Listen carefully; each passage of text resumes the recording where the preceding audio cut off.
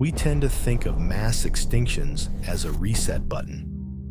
A catastrophe happens, the slate is wiped clean, and then life slowly, steadily, crawls its way back. But what if the crime scene of the greatest extinction event in history tells a different story? What if the aftermath wasn't an empty world, but a haunted one?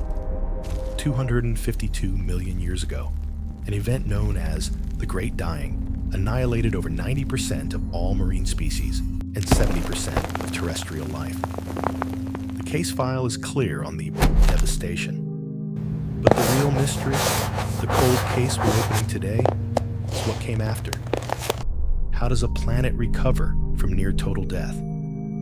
The evidence we're about to examine doesn't point to a gradual rebirth.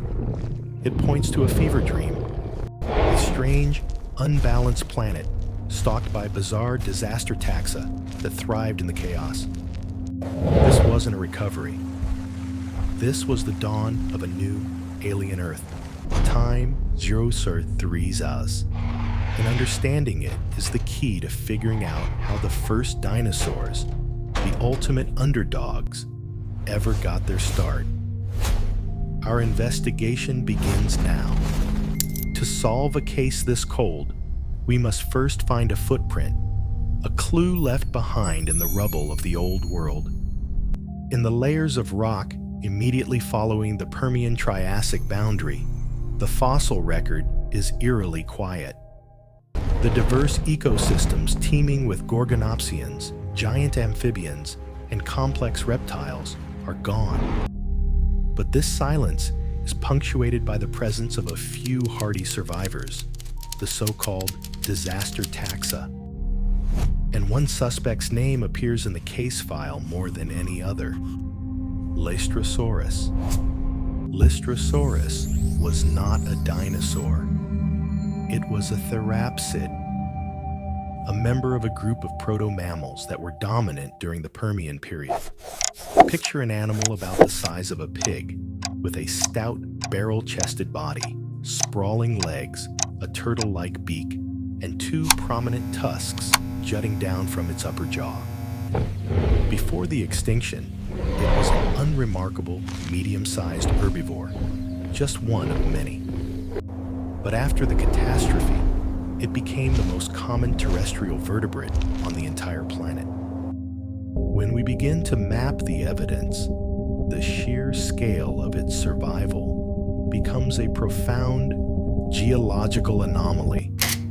Its fossils aren't just found in one location, they're found everywhere. In the Karoo Basin of South Africa, its bones litter the landscape. We find them in the icy reaches of Antarctica, across India, and deep within Russia and China. During the Early Triassic, these continents were fused together into the supercontinent of Pangaea. But even on a single landmass, this kind of global dominance by one genus is unheard of. It's a paleontological fingerprint found at crime scenes tens of thousands of kilometers apart. How did this one, seemingly average creature, manage to inherit a world in ruins? The answers we find are written in its very bones. When we analyze the anatomy of Lystrosaurus, we're not just looking at an animal. We're examining a survival kit for the apocalypse. Its powerful beak and grinding palate suggest it wasn't a picky eater. It could process the tough, fibrous, low-lying plants, like hardy seed ferns, that were among the first to recolonize the scorched earth. While specialized herbivores starved, Lystrosaurus could make a meal out of anything. Furthermore, skeletal analysis suggests it was a powerful burrower. By digging into the earth, it could have escaped the worst of the surface conditions: searing heat, potential acid rain, and the wild, unpredictable climate of a world without stable ecosystems. It could literally hide from the end of the world. But perhaps the most critical piece of evidence comes from its chest. Lystrosaurus had a barrel-shaped rib cage, which would have housed a powerful and efficient respiratory system. Many scientists believe the atmosphere of the early Triassic was severely hypoxic, meaning it was dangerously low in oxygen.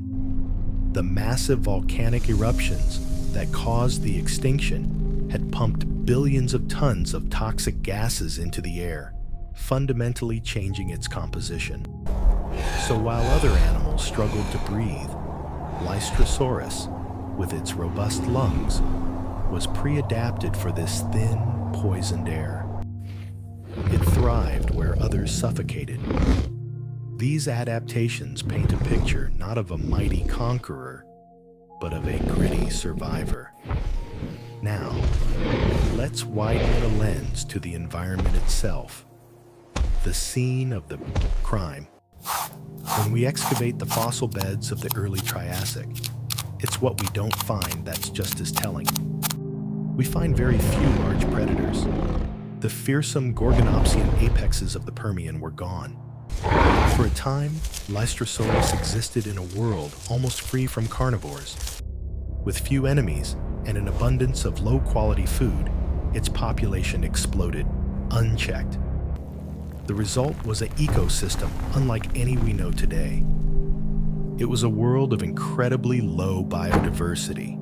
Imagine a landscape stretching for thousands of miles, populated almost exclusively by herds of Lystrosaurus and little else. The food webs were simple and fragile.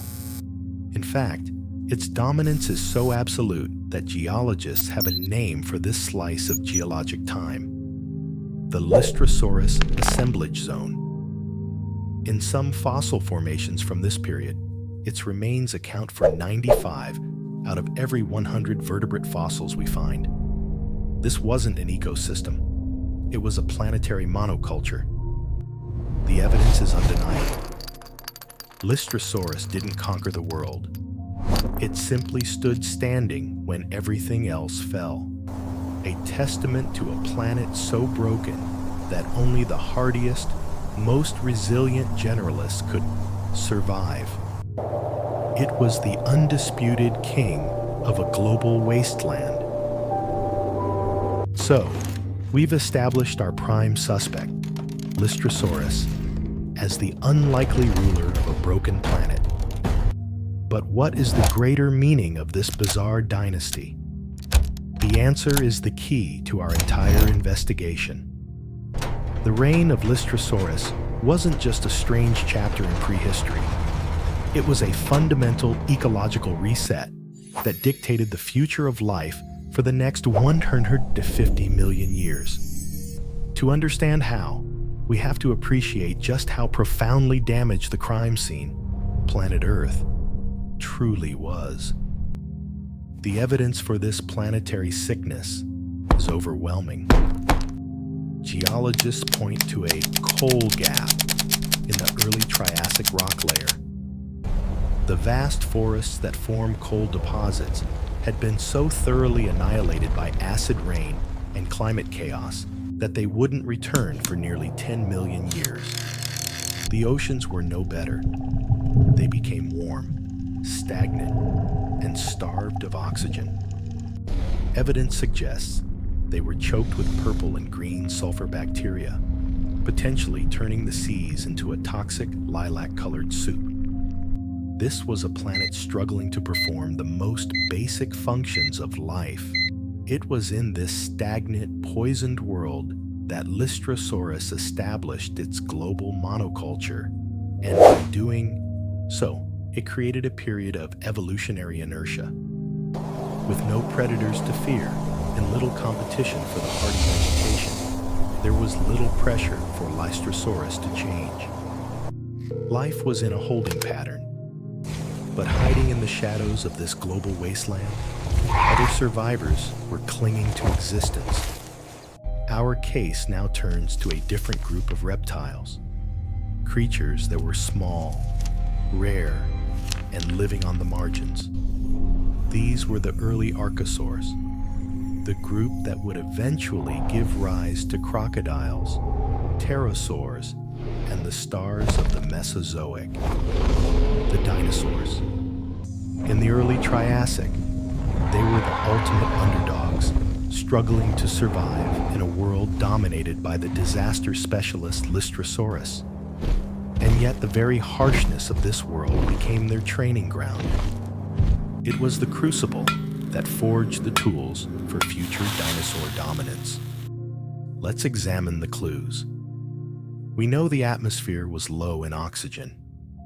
To survive, the archosaurs developed a revolutionary adaptation, a hyper-efficient respiratory system.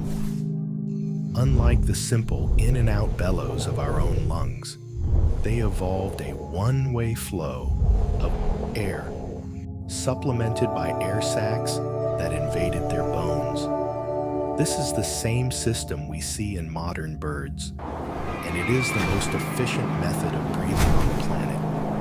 While Lystrosaurus simply endured the thin air, the archosaurs were engineering a solution that would one day power high-energy, active lifestyles. Furthermore, life in this hostile landscape demanded efficiency of movement. This drove the evolution of an upright stance, tucking their legs directly beneath their bodies instead of sprawling out to the sides. This posture saved energy and allowed for greater speed and agility, giving them an edge in a world where every calorie counted. They were becoming faster, more mobile, and more metabolically efficient than the lumbering placeholders that dominated the planet. The very pressures of the post-extinction world were shaping them into something new. For millions of years, this was the status quo. But a planet, like a body, eventually begins to heal. Slowly, volcanic activity subsided. Oxygen levels began to creep back up. Plant life diversified, forming more complex communities. The world was recovering, and the very conditions that had made Lystrosaurus a master of disaster were vanishing. Its generalist survival-first toolkit was becoming obsolete. The placeholder king's reign was coming to an end. And who was there to take its place? The archosaurs, the underdogs, the creatures forged in the planet's harshest furnace, now armed with superior lungs, faster bodies, and a metabolic engine built for the future. The ecological stage was finally set for their rise. Our investigation began with a simple question: how does life recover from near-total annihilation? We followed the evidence from the scene of the crime, a planet scoured clean by the Great Dying, to our primary suspect, the improbable survivor, Lystrosaurus. We saw how its global dominance created a strange, stagnant world, a planetary dynasty built on resilience in the face of ruin. And finally, we uncovered the true significance of this era.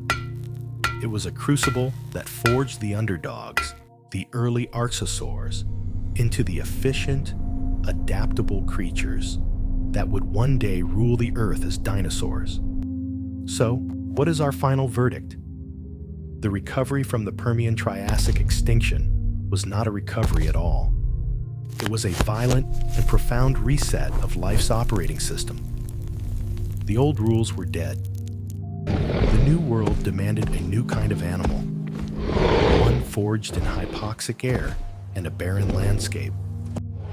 The dominance of Lystrosaurus was the symptom of the planet's sickness, but the rise of the archosaurs in its shadow was the beginning of the cure. The Great Dying didn't just clear the stage for the age of dinosaurs. It was the brutal evolutionary force that created them. But closing this case file leaves us with an even more profound mystery. The early Triassic was a chaotic laboratory for evolution. For every survivor, like Lystrosaurus, how many other strange experiments in survival flared up and vanished, leaving no trace? What other bizarre life forms, born from the planet's worst moment, are still waiting to be found.